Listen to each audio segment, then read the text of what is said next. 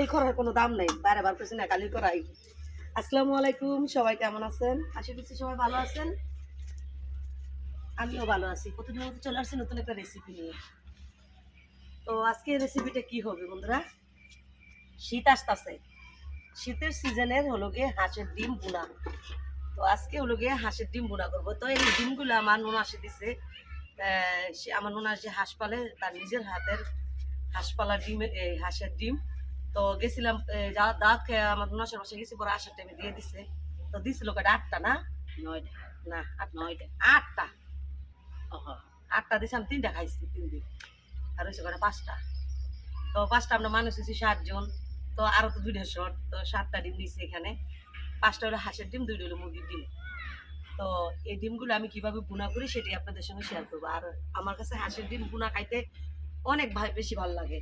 তো যাই হোক, আগে আমি হাঁসের ডিমগুলা এখন সিদ্ধ বসাই দেবো। সিদ্ধ বসাই দেবো। সিদ্ধ এই বৃষ্টির মা করার মেরে কি এগুলা একটু ফলাদা দিবেন। লোককে শুটকি টালছি। তো যাই হোক, আগে আমি জালটা ধরাইনি।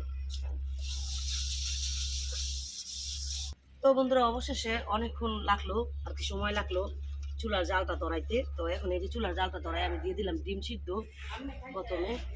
তো আমি এই যে ডিমটা সিদ্ধ দিয়ে দিলাম, দিয়ে আমি এখন হলো গিয়ে ডিম রান্না করার জন্য পেঁয়াজ কেটে নিব।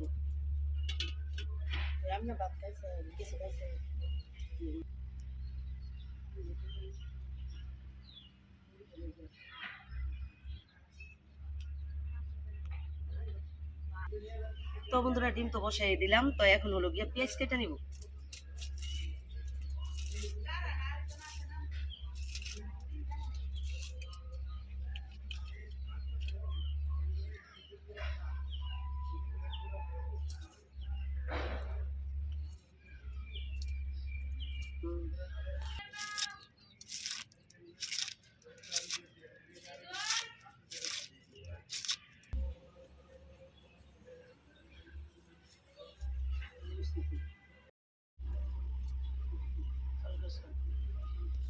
তো বন্ধুরা, এই যে আমি পেঁয়াজগুলা শিলা ভালোভাবে কাইটা পরিষ্কার করে নিচ্ছি। এখন কাইটা নিব ডিম বোনার জন্য।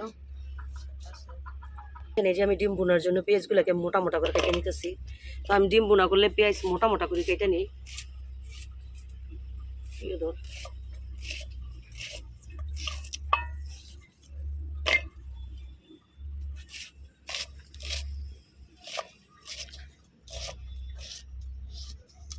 গুলো আমার কাটা হয়ে গেছে। তো এখন এই যে আমি ডিমগুলো একটু লাড়াটা দিব, আর ডিমগুলো যে আমি একটু একটু ফাটায় দিব কুসুনের সাহায্যে। ডিমগুলো আমি একটু ফাটায় দিব।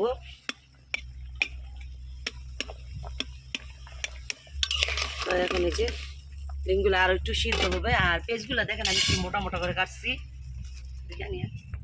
তো এই যে দেখেন দেখেন পেঁয়াজগুলো কি মোটা মোটা করে কাটছি।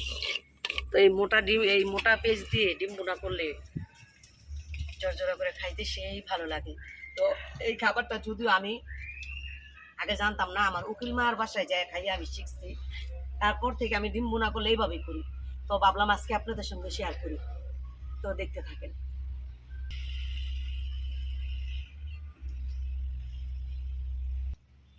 তো বন্ধুরা, আমার এই যে ডিমগুলা কিন্তু সিদ্ধ হয়ে গেছে। এখন আমি এই ডিমগুলা নামায় নিব পানির থেকে, নামায়া তারপরে বাইসা নিব।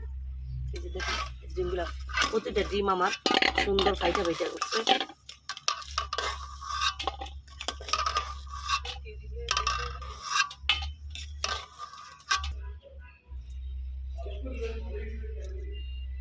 তো বন্ধুরা, আমি এই যে ডিমগুলা পরিষ্কার করে নিতেছি।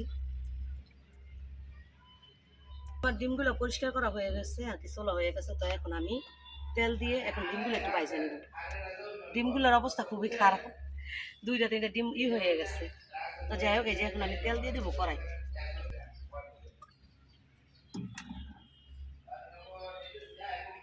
তো এখন তেল দিয়ে দিলাম, তেলের মধ্যে ডিমগুলো আমি লাল লাল করে ভাজা নিব।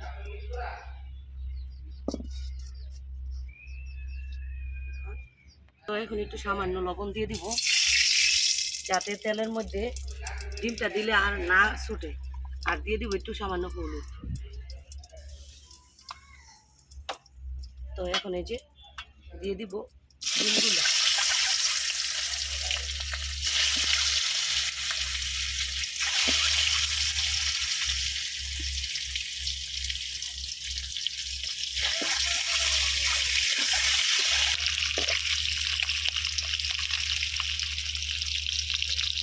তো বন্ধুরা এই যে আমার ডিমগুলো আমি বাইজা নিচ্ছি।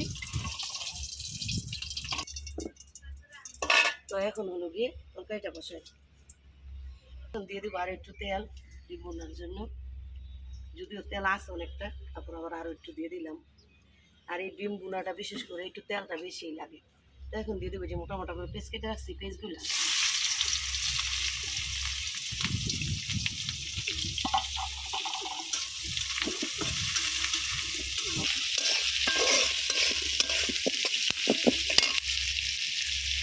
তো বন্ধুরা এই যে দেখেন আমি পেঁয়াজটা একটু হালকা ভাজা দিয়ে নিচ্ছি, দেখেন কালারটা।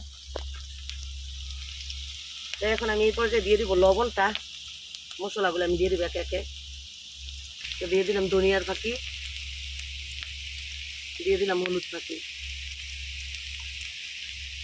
আর দিয়ে দিলাম মরিচ ফাঁকি বন্ধুরা। তো এখন দিয়ে দিব একটু পানি কষানোর জন্য। তো আমি বলবো আদা রসুন আমি ইউজ করবো না। ডিমের তরকারির মধ্যে যত মশলা কম দিবেন তত ডিম খাইতে বেশি ভালো লাগে, আর ডিমের তরকারির মধ্যে মশলা খাওয়াবেও না বেশি। তো আমি লাস্ট মুহূর্তে আমি একটা জিনিস দিব, সেটা আপনাদের সঙ্গে শেয়ারই করবো। ওইটাই এই লোকে সবচেয়ে বেশি টেস্টটা আর কি, এই ডিমের গুঁড়াটা টেস্টটা আসে ওই মশলাটা দিলে। তো যাই হোক এখন আমি ওগুলোকে পেস্ট একটু কষাই নেবো ভালোভাবে। আর এই যে মোটা মোটা করে দেখতেছেন না, এই পেস্টটা মোটাই থাকবে, এদিকে দেখা এটা, তো এই পেস্টটা কিন্তু মোটাই থাকবে, পেস্টটা কিন্তু গলবে না, মানে পেস্টটা আস্তে আস্তে রাখবো। তো বন্ধুরা এই যে আমার মশলাটা আর পেঁয়াজটা কষানো হয়ে গেছে দেখা। তো এই যে দেখেন তেলটা বাইচা গেছে। তো আমি এই পর্যায়ে দিয়ে দেবো ডিমগুলা। আজকে ডিমের অবস্থা খুবই খারাপ। এখন আমি ডিমগুলা দিয়ে দিলাম। তো এখন একটু কষা এই আর কি লাইরে চেড়ে নিব ভালোভাবে। এরপর বন্ধুরা আমার এই যে ডিম পেঁয়াজের সাথে মিশিয়ে কষানো হয়ে গেছে। এই যে দেখেন, তো এই যে দেখেন এখন আমি একটু জল দিয়ে দেবো, বেশি নেই, এই জল একটু, এই জল একটু আমি জল দিয়ে দিলাম।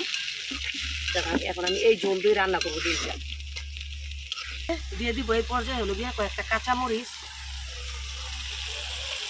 কাঁচামরিচ দিয়ে আমি আবার ডিমের তরকারিটা একটু লাইরে দিব।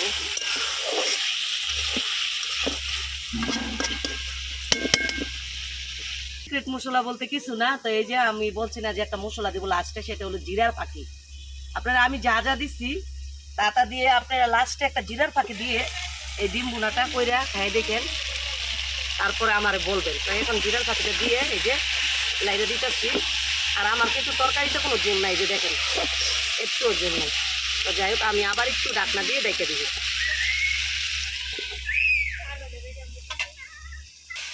তো বন্ধুরা এই যে দেখেন আমার ডিম বোনাটা হয়ে গেছে। দেখেন আমি কিন্তু একটুও পানি রাখি নাই, সব তেলের উপর উঠাই নিচ্ছি।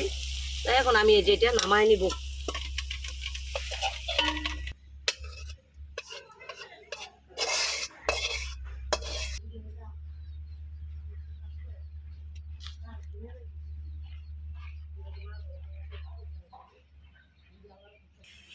তো বন্ধুরা ফাইনালি আমার ডিম বোনাটা হয়ে গেছে। তো আপনাদের কাছে ডিম বোনাটা কেমন হয়েছে দেখতে অবশ্যই কমেন্ট করুন। কাছে দেখেন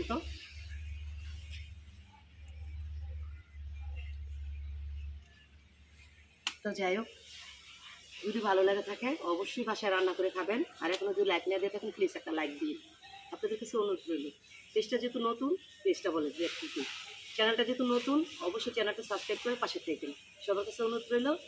তো আজকের মতন এই পর্যন্তই, দেখা হবে নতুন একটা রেসিপিতে, নতুন একটা দিনে। এ পর্যন্ত সবাই ভালো থাকবেন, সুস্থ থাকবেন। আল্লাহ হাফেজ, আসসালামু আলাইকুম।